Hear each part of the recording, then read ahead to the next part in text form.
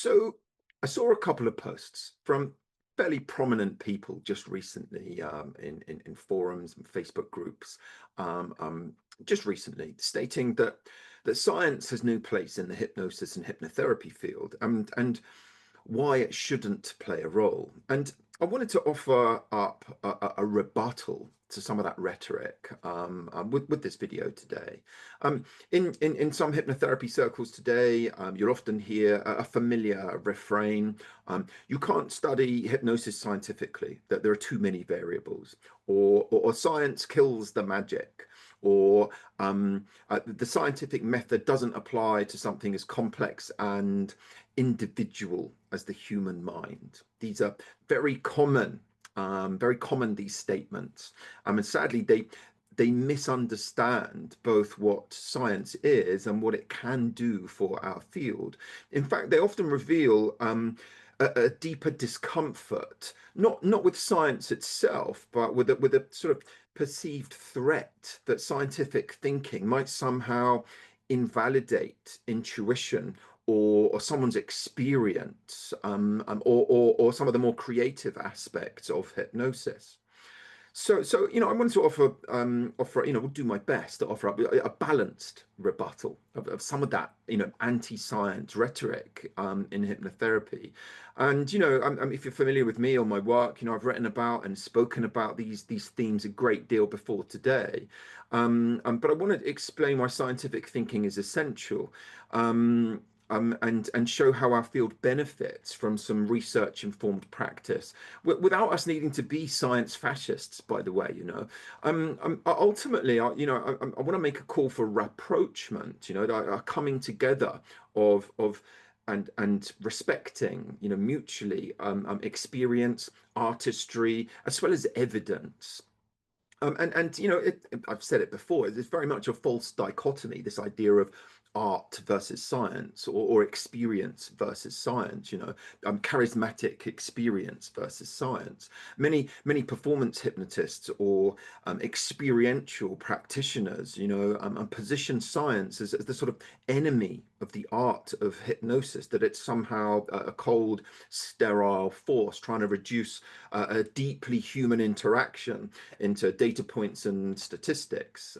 It's very much a false dichotomy.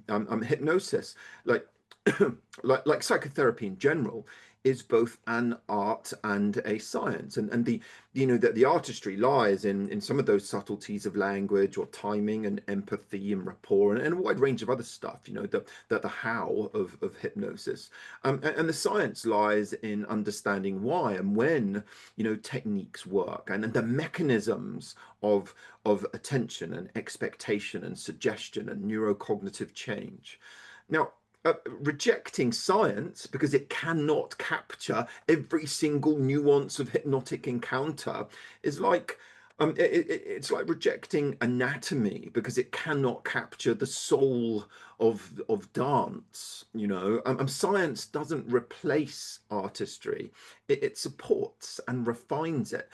As Carl Sagan once said, that often quoted piece. Science is not only compatible with spirituality; it's a profound source of spirituality. We could replace spirituality with hypnosis. And the same principle holds, and I've done that in a whole bunch of other. I've used that quote in a whole bunch of other articles before. So one of there is this misunderstanding of the scientific method, I think. Certainly it seems that way to me. And one of the main arguments from anti-science voices is that you can't apply the scientific method to hypnosis because every client or context and suggestion is unique. And this reflects, a misunderstanding of what science does. Science doesn't claim to eliminate all variability. It's seeking to understand it. It will isolate variables where it's needed, as a means of seeking to understand it. When we're looking at some of the harder science, psychological science, it routinely deals with really messy and multifactorial human phenomena.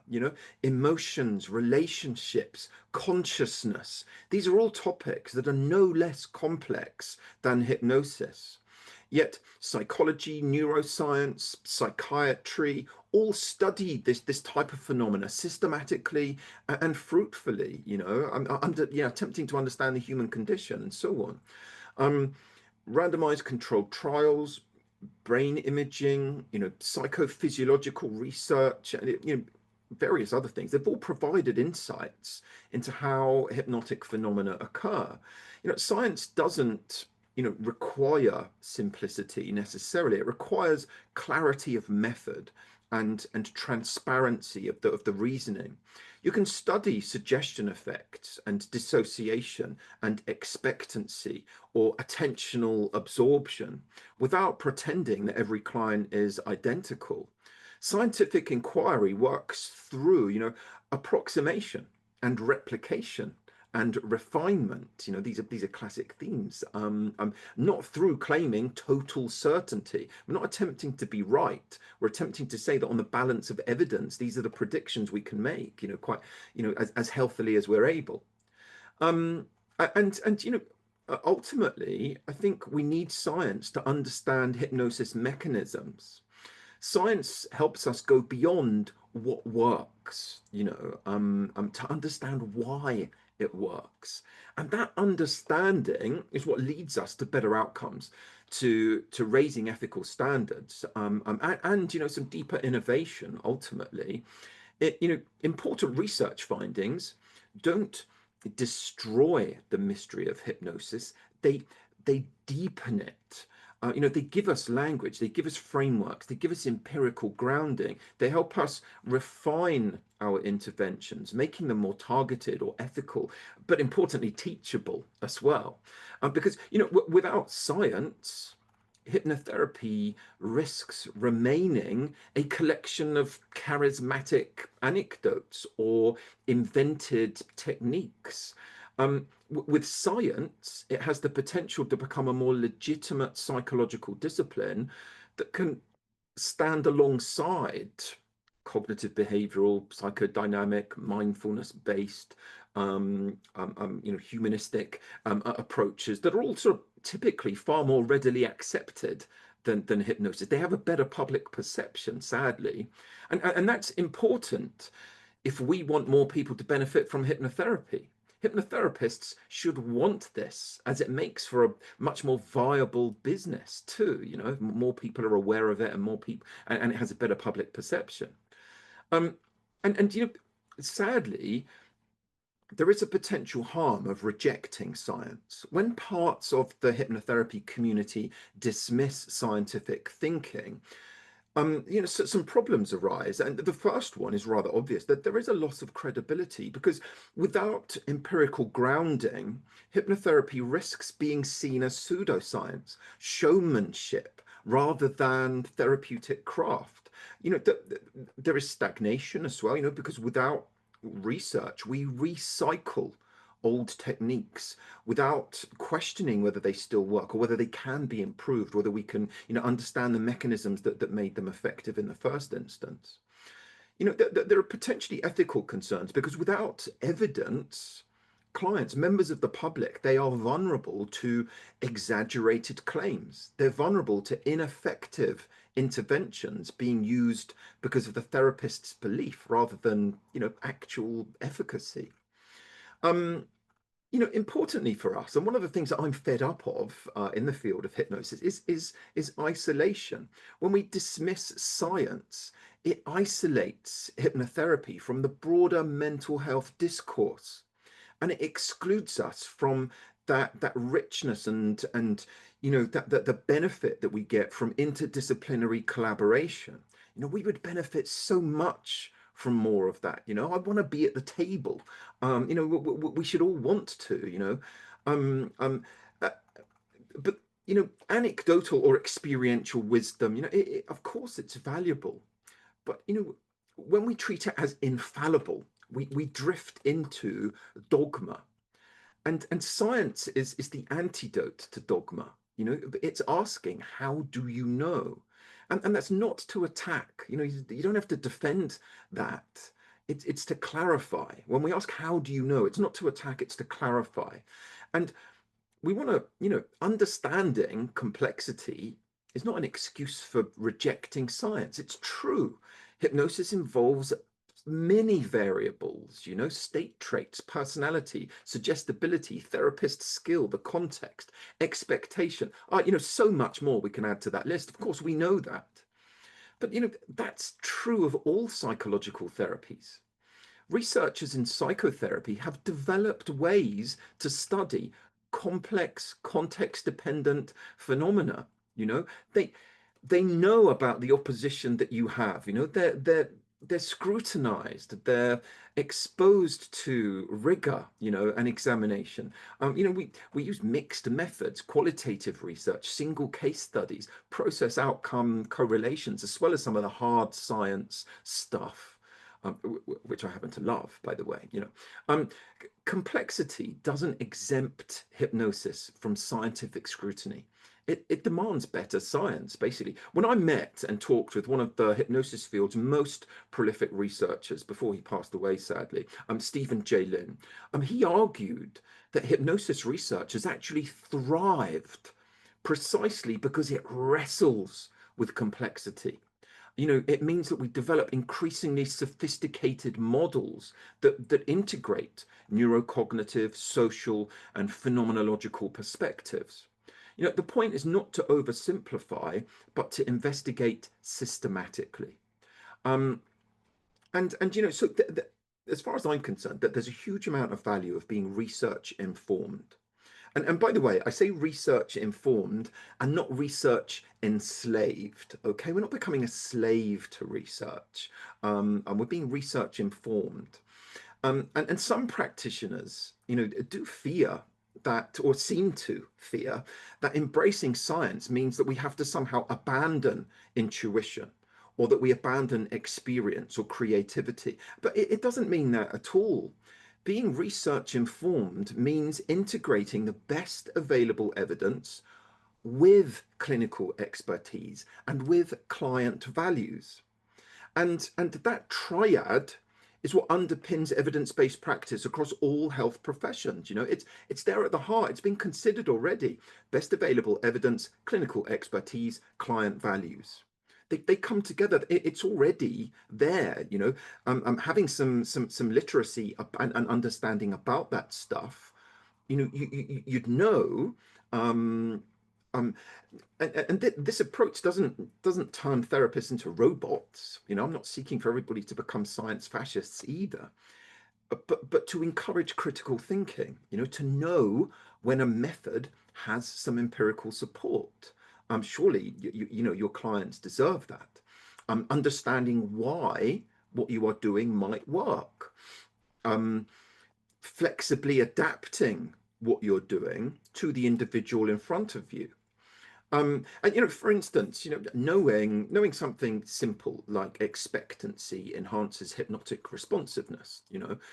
It doesn't mean that your inductions now become mechanical. It just helps you use that factor more intentionally.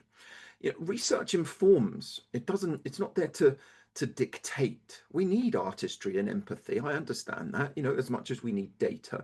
Science is giving us a compass, for example, not necessarily a singular script to be obeyed. Although, there is a case for certain standardized approaches on occasions. But what I would like to see is rapprochement, and that we make rapprochement possible. But I think it's necessary. There is a growing middle ground in hypnotherapy that people such as myself are seeking to advance, and practitioners.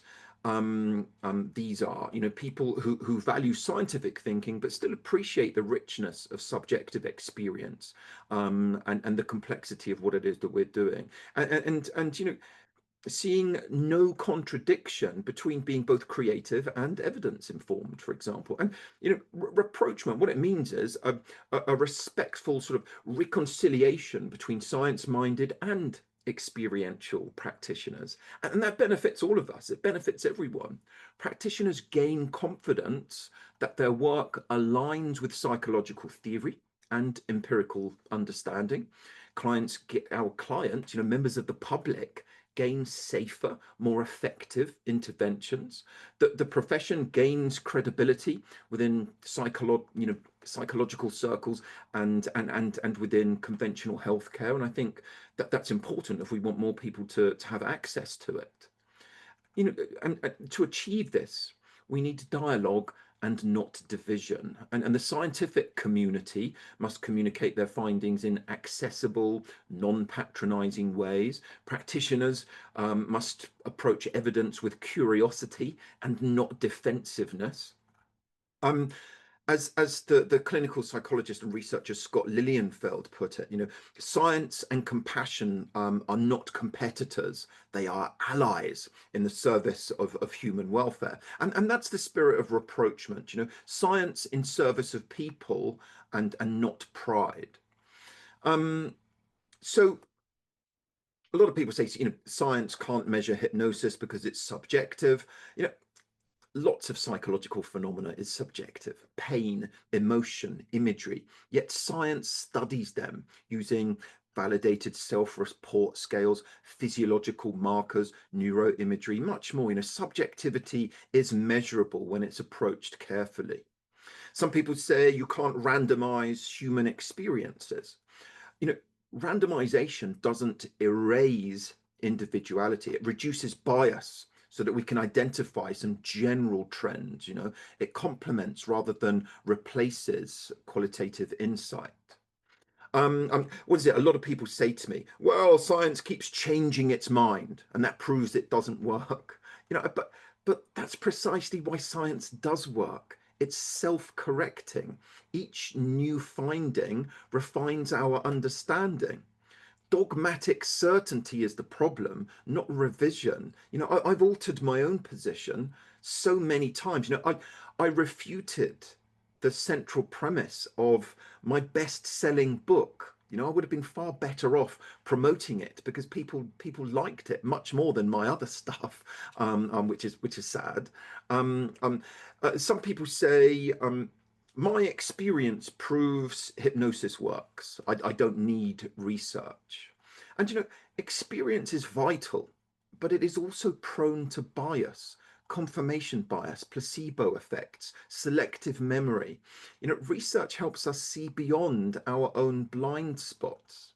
A prominent stage hypnotist kept arguing with me on social media forums that 30 years of experience was fortifying the arguments that this person made. I'd actually argue that person had 1 year of experience that was repeated 30 times.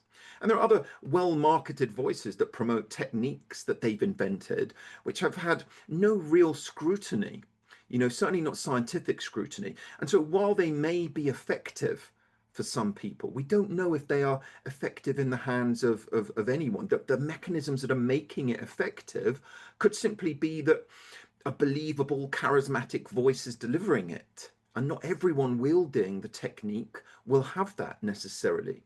So, understanding the mechanisms has some real utility for us. So, my aim, and as my aim with the UK Hypnosis Convention, within my work, in general, has been to create a sort of scientific or a science positive culture in the hypnotherapy field. Because I think the field needs not only more research but more scientific literacy. Practitioners who understand what evidence means, how to read studies, how to apply the findings sensibly. And perhaps some practical steps would be to integrate research methods and critical thinking into hypnotherapy training. To I know there are some brilliant trainings that do include that. Encouraging, perhaps practitioner and researcher collaboration, where clinicians contribute case data and feedback to ongoing studies. Publishing replication studies and publishing null results, and not just publishing the success stories. That would have utility.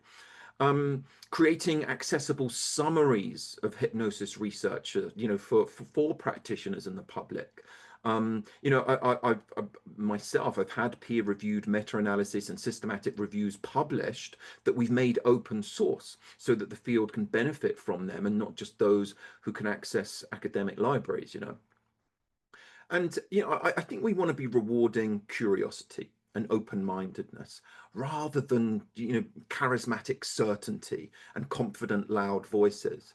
The goal is not to turn every hypnotherapist into a lab scientist, but to foster a culture of inquiry where questions are valued as much as answers. And a field of that honors both evidence and artistry and experience. Um, um, if you think of hypnotherapy as music, science, I suppose, would be like music theory, or explaining harmony and rhythm and structure. But knowing theory doesn't stop a musician from playing soulfully, but it has the potential to help them play better. In the same way, scientific understanding of hypnosis enriches rather than diminishes the human encounter. It can help us articulate what we do. It can help us evaluate outcomes. It can help us evolve ethically. I think if we have a deeper understanding, we can apply those mechanisms in times of need during therapy or other hypnotic encounters. You know, for those that are into it, we can celebrate Milton Erickson's intuition, while also learning from modern neuroscience. And we can honor stage hypnotists' performance skills while insisting on ethical, evidence-informed claims. I've found conversations with Darren Brown to be just as valuable as those with Professor Irving Kirsch or David Spiegel. Excuse the shameless name dropping there. We can keep hypnosis both credible and creative. You know, Science as humility, not hubris. At its heart, science is simply structured curiosity. The willingness to test ideas, to be wrong, and to learn, and to yield our beliefs and yield our position in the face of new evidence, for example. In a field that deals with belief, imagination, human transformation, I think the humility is precious. Rejecting science doesn't protect the magic of hypnosis, it limits it. True wonder arises when we glimpse into how suggestion can alter perception and pain and identity and all those amazing things that we do. And when we realize these effects are both measurable and meaningful.